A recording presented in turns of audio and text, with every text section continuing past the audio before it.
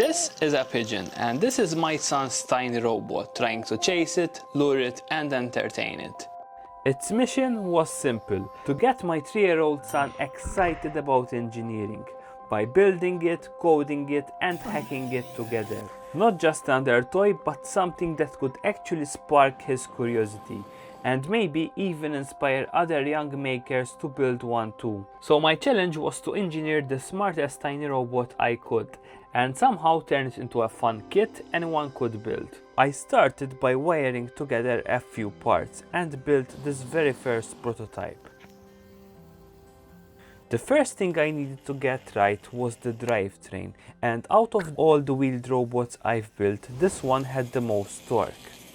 And thanks to this tiny controller, it was still smaller than the foldable PCB rover I built a few years ago. But instead of PCB motors, this robot was using 220 motors, which have a tiny built-in gearbox that rates speed for torque, which is exactly what you want if you want to make your robot carry stuff. And it worked pretty well until it hit a bump, or basically anything that wasn't perfectly flat. The problem was that 2 out of 4 wheels were just bearings. So if the robot hits those first, it would instantly get stuck. So my first solution was tank tracks. This made the robot look cooler, but at this tiny scale, the tracks create some friction losses, and the robot ends up wasting more energy than it gained in traction.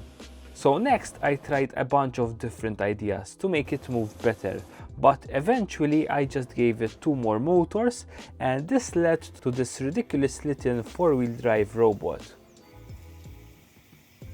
I had to make the robot wider so that I could fit the batteries and electronics neatly in the middle. It did become more power hungry, but it also doubled the torque, which also introduced a brand new problem. At full speed, the gears would create electrical noise, which occasionally reset the robot. But after a lot of testing, I found that simply limiting the motors to around 90% power fixed the issue completely. Then I ran into another problem. To keep the robot super thin, it barely had any ground clearance, so tiny bumps could still get it stuck. To fix that, I made the wheels slightly bigger so that they extend out of the robot's frame. That way, whenever the robot hit something, the wheels would hit first, and that made a huge difference, especially on uneven terrain.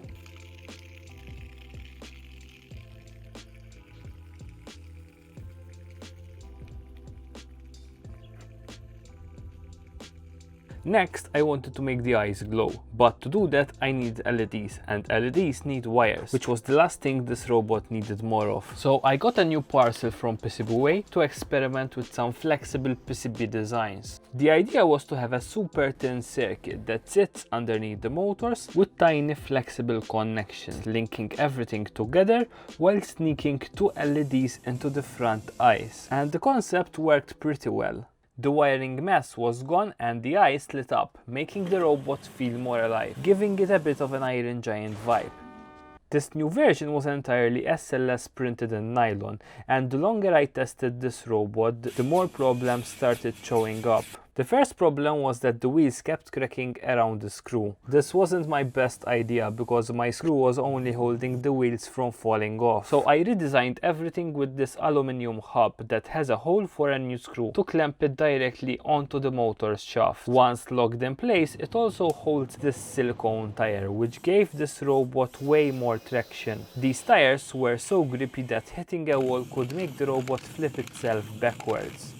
The rest of the robot was still made of nylon, and I quickly learned that nylon soaks up moisture, so once it gets wet, it takes forever to dry out. So for my next iteration, I tried using an anodized aluminum frame. That meant that I had to redesign a few things, because the electronics couldn't touch the frame, and the eyes had to become a simplified LED light bar, which honestly looked even cooler. It also let me use different animations to show the robot's different states. The aluminum version was my favorite so far, because it had that clean Apple-like feel. But the truth is that it was expensive to manufacture, and it didn't really fit the open source spirit I was aiming for. So I simplified the design again, this time making it fully 3D printable, giving makers the freedom to print it in any color or material. I also kept refining the flexible PCB, making it easier to assemble with every revision. Next to the LEDs, I also managed to squeeze a front-facing proximity sensor so that the robots could detect and avoid obstacles. The sensor was connected via the code cell's I2C pins, but the motor drivers were still separate. So to make the whole thing even more compact, I designed a brand new controller that integrated everything onto a single board. This eventually became one of Microbot's most popular products, which is why I'm so proud to use it as this robot's brain. It could drive motors, charge the battery, and read all its onboard sensors. Having all this packaged in a super tiny area could get things hot, but surprisingly it didn't. So next it was time to make the robot smarter. Using the built-in compass, the robot could drive in a straight line, even over bumps. It could also drive in square-shaped paths, circles, triangles, and even figures of 8. It wasn't perfect because to remove drifting you need visual feedback, but it still worked surprisingly well. I even got it to balance on 2 wheels for a few seconds, which is much harder than it looks because the robot wasn't designed for balancing, so it works much better on carpets, which add extra damping.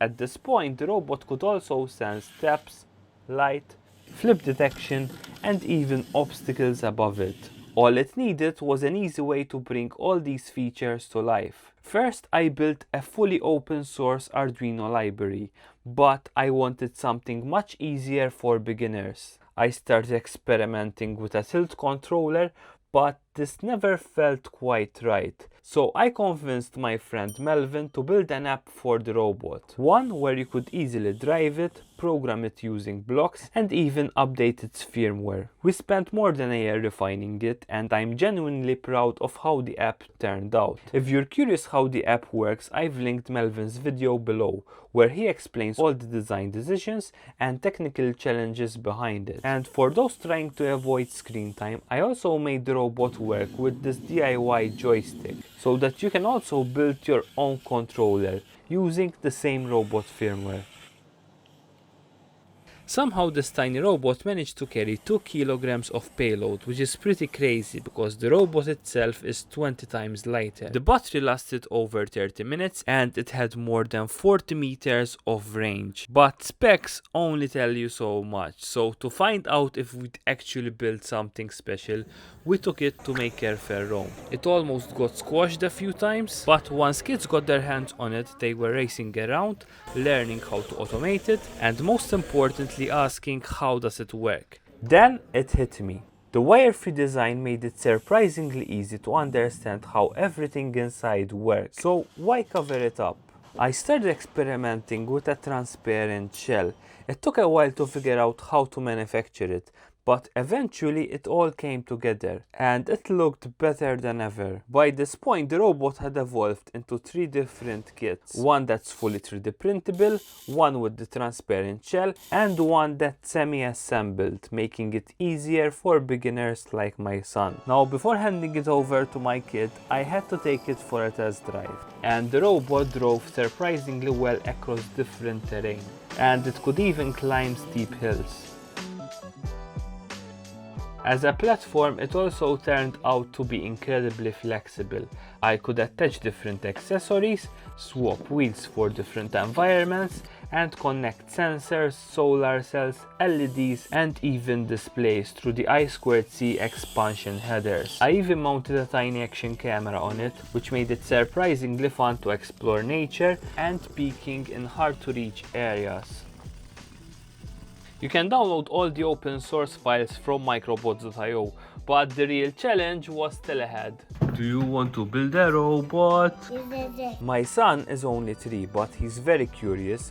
He immediately fell in love with the transparent look. It made it easy to explain how it works inside without taking anything apart. So once he got an idea of what this thing could do, we started building one together, picked his favorite colors and watched the 3D printed parts come to life. Then we head to the garage. I handled the soldering, but we assembled everything else side by side. Sure.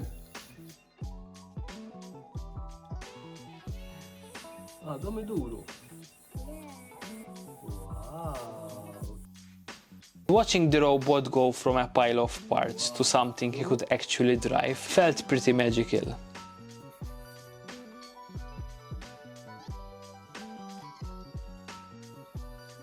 All the sensors made it even more fun. Una forky.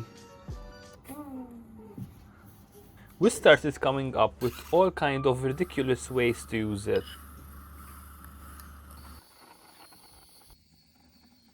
And Buzz is saved.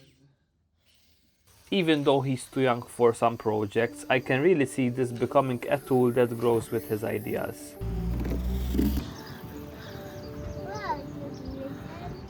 If you'd like to build one yourself, you can pre-order a kit at microbots.io. A huge thank you to all my Patreons for supporting my work. And one special thank you goes to my wife for helping me film the robot assembly just 3 days before giving birth to our new little miracle.